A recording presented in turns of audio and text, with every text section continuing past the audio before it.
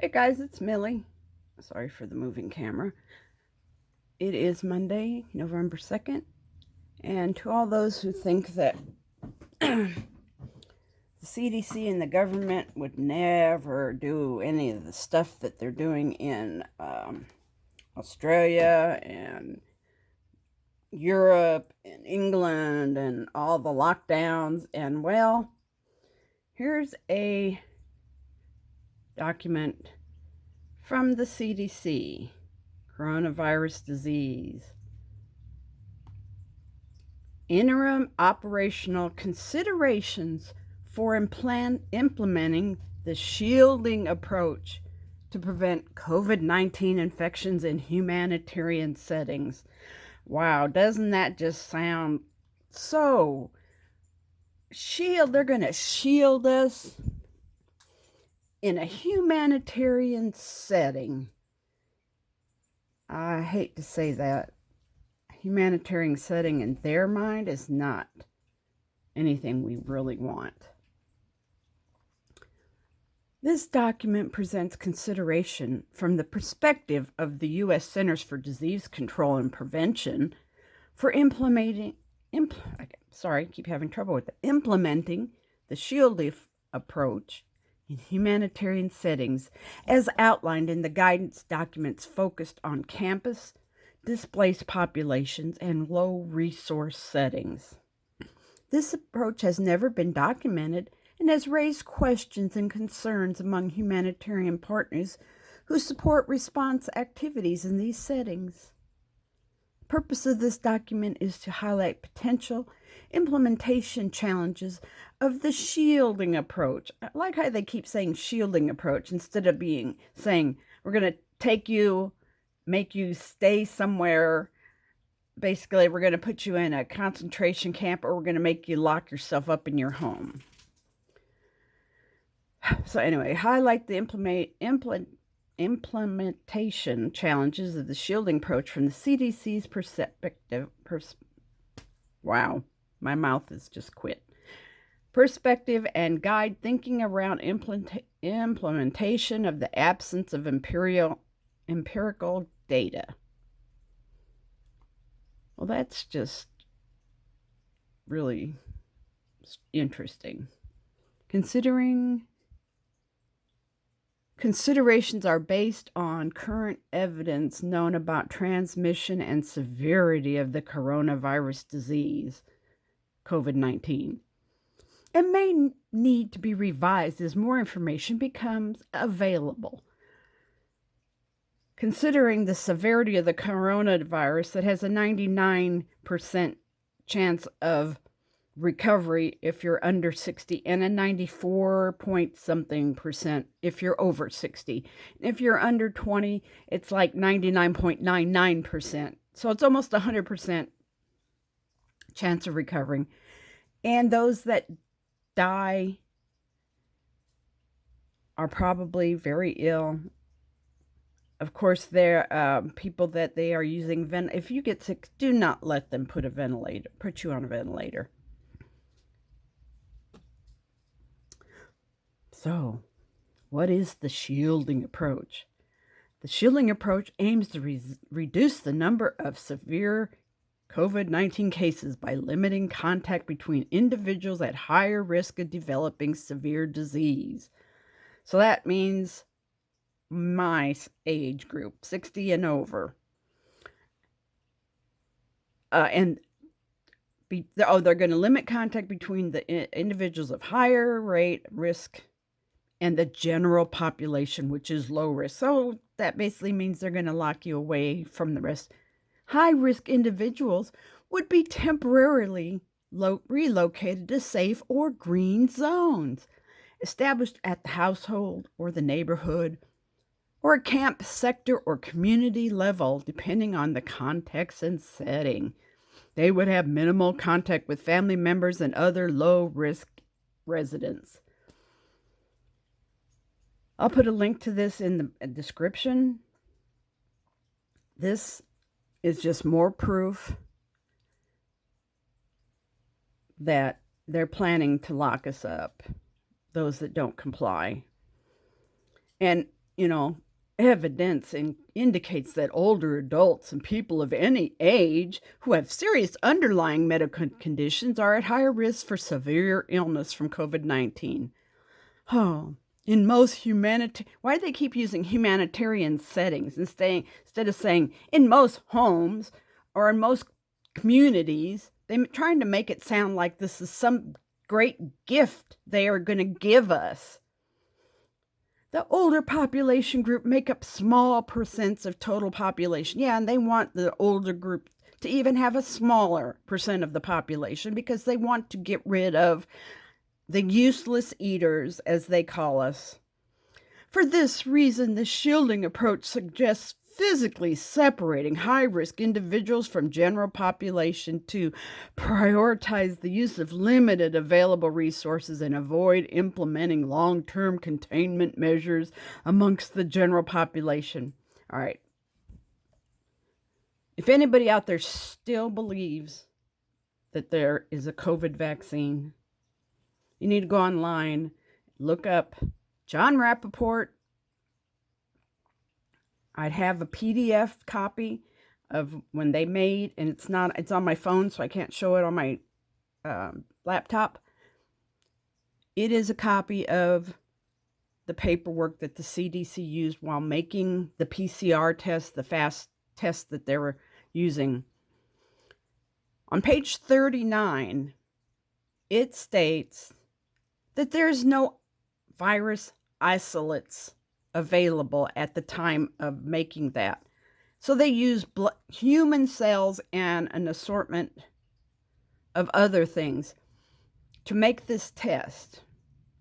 So basically, this test has a high chance of giving you a positive because we're humans, and they have no access to the virus. As I read through some more after that page, the CDC is part of an international virus sharing.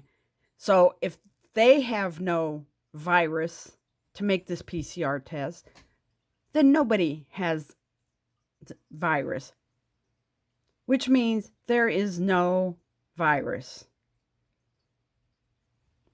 I'm not saying people aren't getting sick. I'm saying people are getting sick from other things that it's not COVID. And, you get sick, you go to the hospital, and God only knows what they give you. They want older adults out of the way. They want us to conform to their little plan and do what they say, because obviously they are the humanitarian ones. In theory, shielding may serve its objective to protect high-risk populations from disease and death. In friggin' theory. They can't even prove, I can't even say prove. They know masks cause more problems than good. Even Fauci, the little dictator in 2006, maybe just around that, he wrote a paper on the 1919 pandemic, and how the masked people were the ones dying, and they weren't dying from the virus in 1918-19. They were dying from bacterial pneumonia from the masks they were wearing. And he goes on to say that the masked were being buried by the maskless. So I understand why people are nervous, and I understand this is a complete operation to break us down. Before COVID hit, if you had put children with a mouth gag, which is what a mask is, and separate them from the other kids by means of like a box, whether it's clear plastic or not, that's child abuse. I even remember of a teacher getting in severe trouble for putting a child in a timeout box in the back of the room away from the other kids. She almost got fired over it. Now, oh, it's a way of life.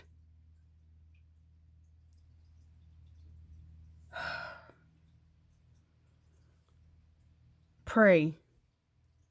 Pray. Because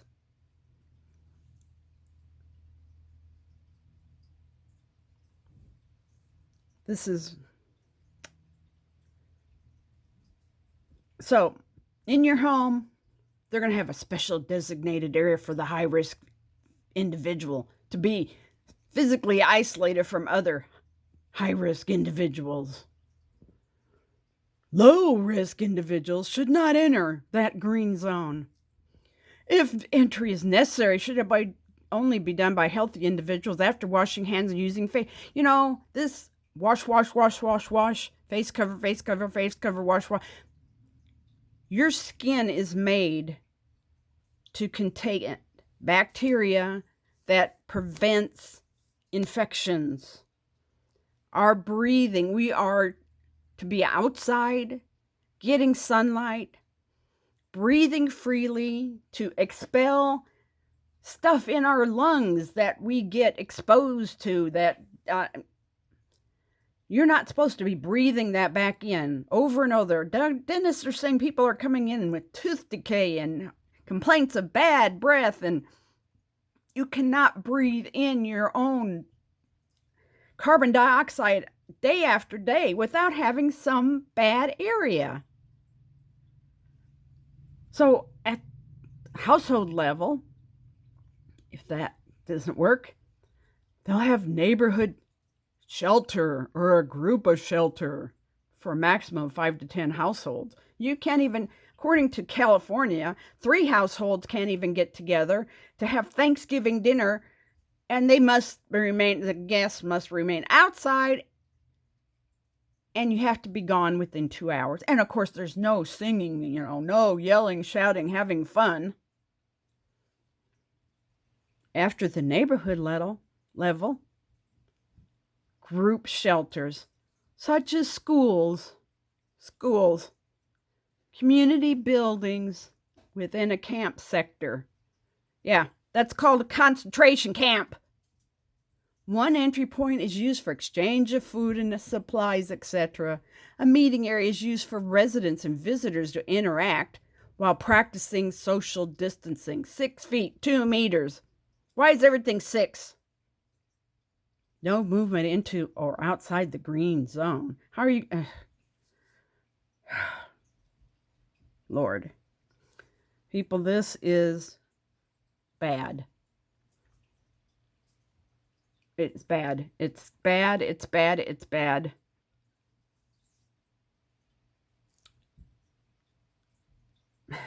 Like I said, pray. Pray. Pray. Because bad things are coming, and it's not going to end. And tomorrow's just going to be the cherry on the cake. Well, I shouldn't even say that, because tomorrow's just the beginning, I would think. But anyway, God bless you guys. Pass this on. Please pass this on. And I will try and get the link in my description. Remember, Jesus said no fear. There's 366 places in the Bible that said do not fear. So I'm doing my best not to fear and to trust Him. I hope you all are too. God bless, and bye-bye.